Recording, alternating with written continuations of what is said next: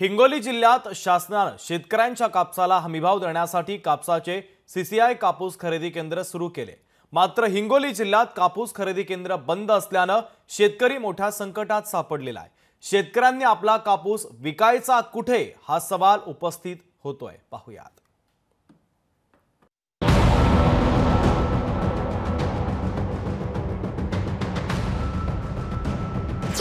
लाखो रुपयांचा कापूस शेतकऱ्यांच्या घरात पडून सोयाबीनलाही भाव मिळेना।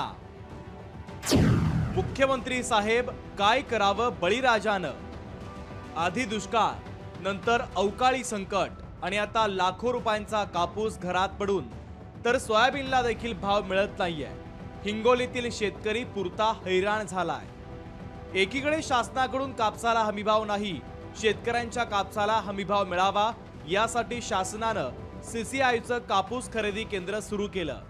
मात्र हिंगोलीत कापूस खरेदी केंद्रात साठवणूक क्षमता नसल्यानं खरेदी केंद्र 29 तारखेपर्यंत बंद करण्याचा निर्णय कापूस खरेदी केंद्रानं घेतलाय। 29 तारखेपर्यंत हे जे कापूस खरेदी केंद्र बंद म्हणतायत, क्षमता नसताना सुद्धा ही कापूस खरेदी केंद्र कसं हे योग्य राहील यासाठी आम्हाला सरकारला एवढंच म्हणायचं आहे की आम्हाला इकडं एक कापूस खरेदी केंद्र सुरू करावे आणि आम्हाला 10 ते 12 हजार रुपये हमी भाव द्यावे।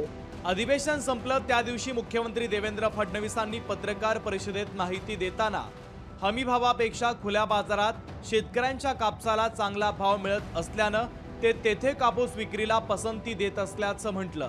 मात्र वस्तुस्थिती काय आहे जरा बघा मुख्यमंत्री साहेब, असं शेतकरी म्हणतात। कापसाच्या खरेदीच्या संदर्भात मार्केटचा रेट हा हमीभावापेक्षा जास्त असल्यामुळे मार्केटमध्ये खरेदी मोठ्या प्रमाणात होत आहेत। सीसीआय मध्ये आता फार कोणी कापूस आणत नाही।